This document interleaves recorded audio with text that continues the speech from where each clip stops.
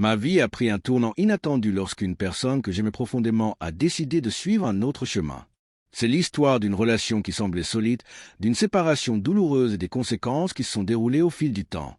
Il ne s'agit pas d'une leçon de morale, mais plutôt d'un récit personnel sur les choix, les déceptions et les tournants que la vie nous présente parfois de manière surprenante.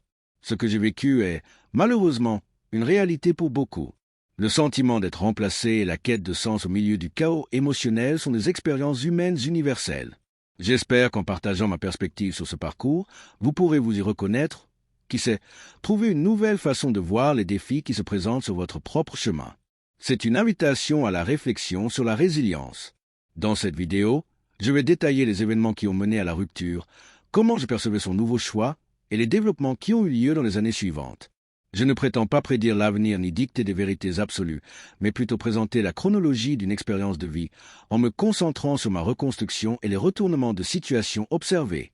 Ce sera un récit honnête, sans grande promesse. Je ne suis pas un expert en relations, mais je suis quelqu'un qui a traversé une période de douleur intense et de reconstruction. Mes références sont les cicatrices et les leçons apprises tout au long de ce chemin.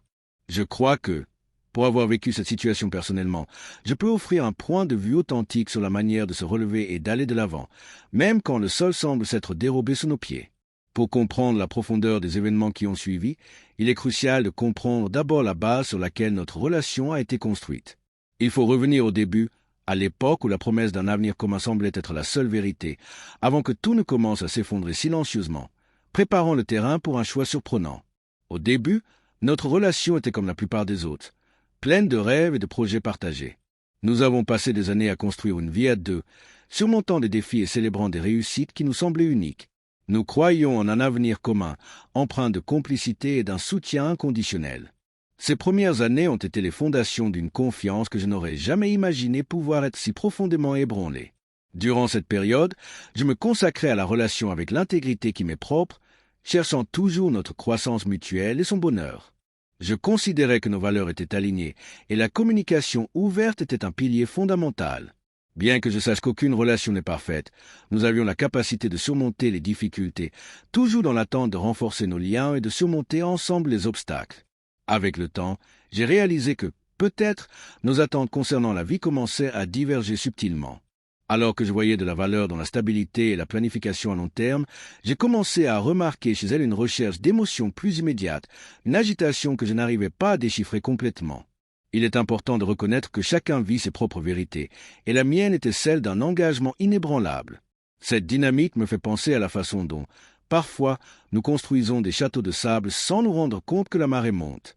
On se consacre à chaque grain, à chaque détail, croyant en la permanence de la structure. Cependant, la nature des relations est complexe et les fondations peuvent être érodées par des facteurs invisibles. Ainsi, notre histoire se déroulait, apparemment solide, mais avec des fissures que je ne voyais pas encore. Pourtant, derrière cette apparente solidité, quelque chose se tramait en coulisses, un changement silencieux qui allait bientôt se manifester de manière choquante. La base que nous croyions si solide était sur le point d'être mise à l'épreuve, se révélant plus fragile que je n'aurais jamais pu l'imaginer, préparant la scène pour le moment de la rupture inattendue. La rupture est arrivée sans prévenir, comme un coup de tonnerre dans un ciel serein. Elle m'a révélé qu'elle était tombée amoureuse d'une autre personne, quelqu'un qui, à ma perception, était tout le contraire de ce qu'elle disait chercher. Le choc a été immense, non seulement à cause de la fin de la relation, mais aussi à cause du choix du remplaçant, quelqu'un qui représentait un univers de problèmes et d'instabilité, ce qui m'a fait remettre en question tout ce que nous avions construit. Ces justifications étaient confuses, empreintes d'une quête de nouvelles expériences et d'une prétendue liberté qui, pour moi, sonnait creux face à ce que je savais de cette autre personne. La douleur était si intense que mon esprit refusait d'assimiler la réalité. J'essayais de comprendre comment des années de complicité pouvaient être jetées pour quelque chose de si, à mon avis, précaire et volatile. À l'époque, certains ont suggéré que peut-être je ne la rendais pas heureuse, que la faute pouvait être mienne. C'est une variante courante dans les ruptures où l'autocritique se mêle à la douleur de la trahison. Cependant, ma conscience était tranquille quant à mon dévouement. Je croyais que ce qu'elle cherchait n'était pas lié à moi, mais à une insatisfaction interne que je ne pouvais pas combler. Au plus fort de la douleur, ma capacité à analyser la situation était limitée. Je voyais la situation à travers le prisme de la souffrance, incapable de comprendre pleinement les motivations humaines complexes. L'idée qu'elle puisse réellement préférer le pire me hantait, et je me sentais diminué, remettant en question ma valeur et l'authenticité même de notre passé. L'acceptation semblait impossible à ce moment-là. Cette séparation abrupte m'a plongé dans un abîme d'incertitude, mais a aussi allumé une flamme silencieuse de questionnement. Comment ce choix se déroulerait-il pour elle? Et, plus important encore, comment allais-je me relever de cette chute pour écrire un nouveau chapitre? Le chemin à venir, alors inconnu, réservait des leçons précieuses et des transformations que je n'imaginais pas encore. Alors que j'essayais de recoller les morceaux, les rumeurs sur sa nouvelle vie ont commencé à circuler, venant d'amis communs et de rencontres fortuites. Les nouvelles n'étaient pas réjouissantes.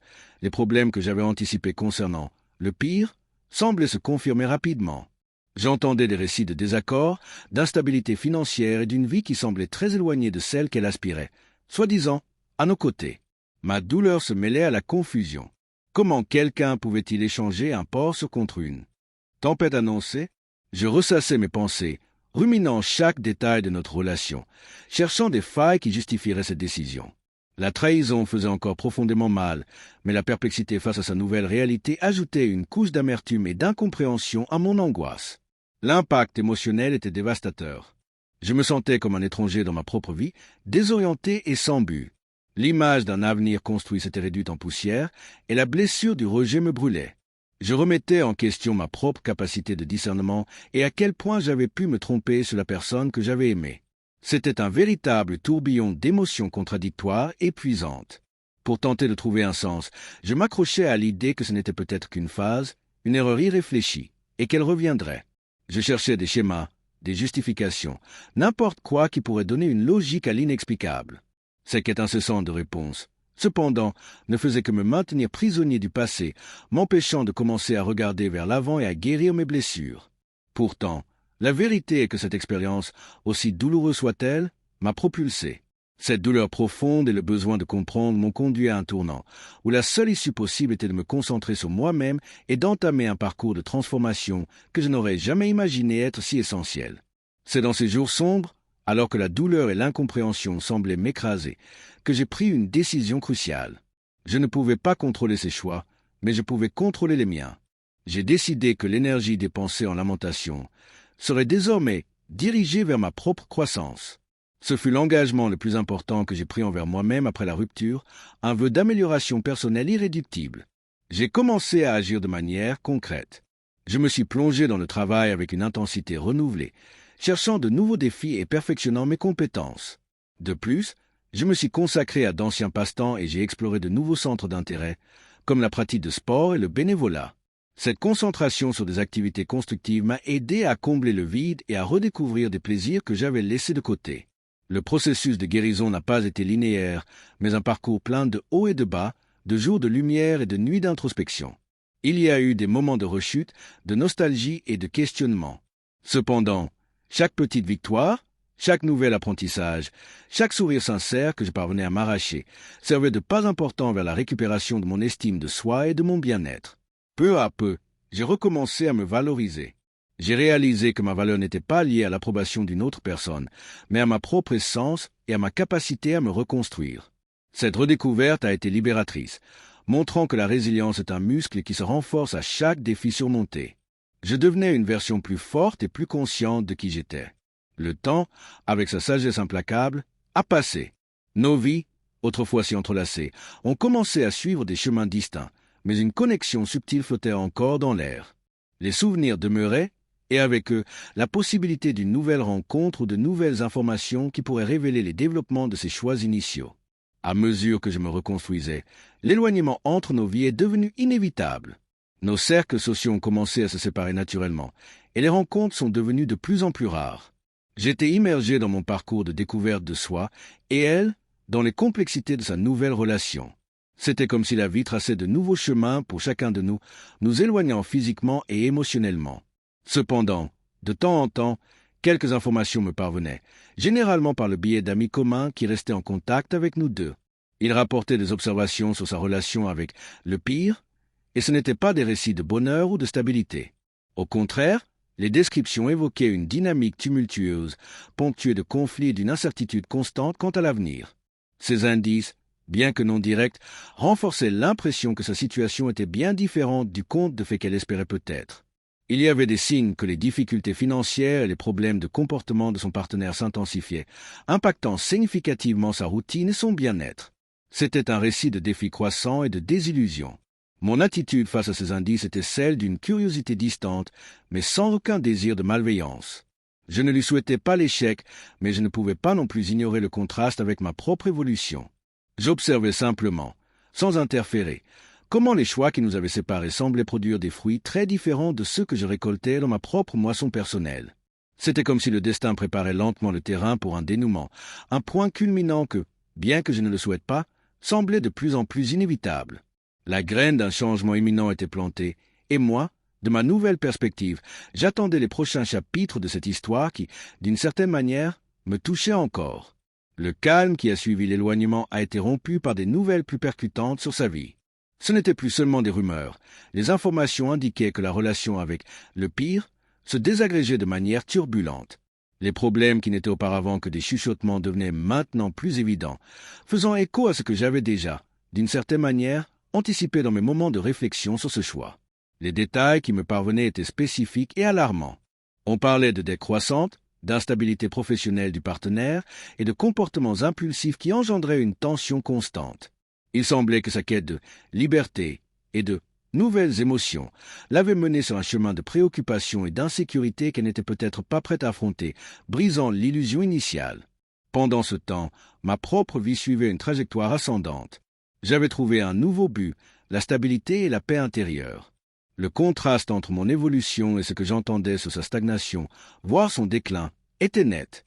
Cette disparité me poussait à réfléchir sur la différence fondamentale entre la recherche d'une valeur authentique et le fait de céder à des impulsions momentanées. Cette situation m'a fait méditer sur les choix que nous faisons et leurs répercussions à long terme. Il ne s'agissait pas d'une vengeance personnelle, mais de l'observation de la manie, ère dont certaines décisions peuvent engendrer une série d'événements. La vie, avec ses interconnexions complexes, semblait lui présenter une facette bien différente de celle que j'avais envisagée pour nous. Cette spirale négative semblait s'approfondir chaque jour, culminant en quelque chose de plus grave, un moment qui marquerait un point de non-retour et confirmerait, aux yeux de beaucoup, la brutalité des conséquences des choix faits. La trame de la vie suivait son cours, tissant un avenir que personne n'aurait pu prévoir. Le point culminant de cette saga est arrivé de manière percutante. Les nouvelles qui m'ont atteint parlaient d'une série d'événements qui ont abouti à la perte de tout ce qu'elle, le pire, avait construit ou tenté de construire.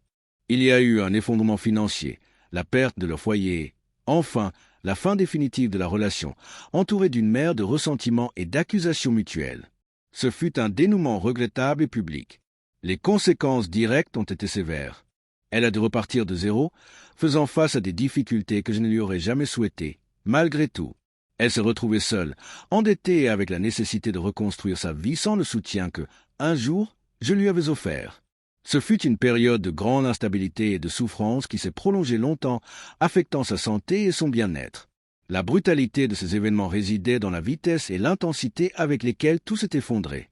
Cela semblait être une force implacable, où chaque erreur et chaque mauvais choix s'additionnaient, aboutissant à un scénario de ruine. Les gens autour, y compris ceux qui l'avaient un jour soutenu dans sa décision, observaient avec un mélange de choc et de tristesse le retournement de situation que la vie lui imposait. Ma réaction personnelle, pour être honnête, n'a pas été de la satisfaction. Bien qu'il y ait eu un reste de douleur et le sentiment que, d'une certaine manière, mes appréhensions se confirmaient, l'émotion prédominante était une observation attentive et une compréhension plus profonde de la complexité des choix humains. Ce n'était pas de la vengeance, mais la constatation d'un cycle qui semblait se refermer. Cette séquence d'événements dramatiques m'a fait réfléchir intensément sur la signification du mot « karma », non pas comme une punition divine, mais comme l'inévitable récolte de ce que l'on sème. Que signifiaient ces événements pour elle, pour moi, et pour la compréhension du cycle de cause à effet dans nos vies? Cette question est devenue le point central de ma réflexion ultérieure. Le mot « karma » est souvent mal interprété comme une punition divine. Dans ma réflexion, je l'ai compris comme la loi de cause à effet. Nos choix, conscients ou non, engendrent des conséquences. Dans son cas, la séquence d'événements après la rupture n'était pas une vengeance de l'univers, mais le déroulement naturel de décisions prises, aboutissant à un résultat qui reflétait l'instabilité de la fondation choisie.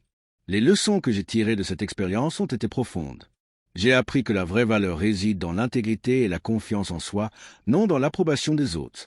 J'ai compris que les choix des autres, même s'ils nous affectent, leur appartiennent et que ma responsabilité est de prendre soin de mon propre parcours. Cela m'a appris à ne pas me dévaloriser à cause d'un rejet et à apprécier qui je suis authentiquement. La résilience a été cruciale. Me reconstruire après la douleur, me concentrer sur ma croissance et accepter les incertitudes de la vie m'a rendu plus fort. Cette capacité à s'adapter et à aller de l'avant, même lorsque l'avenir est flou, est l'un des plus grands héritages que cette expérience m'a laissé. C'est un témoignage de l'esprit humain face à l'adversité.